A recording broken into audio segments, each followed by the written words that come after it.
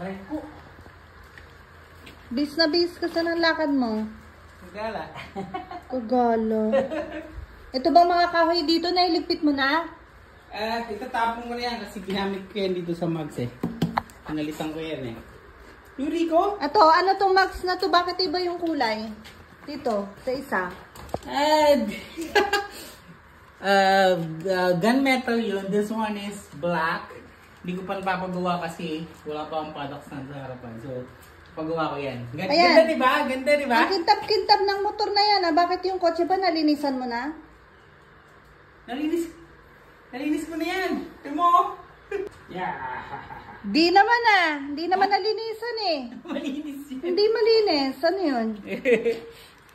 Anto? Uy. Yeah. Sige na, umalis ka na.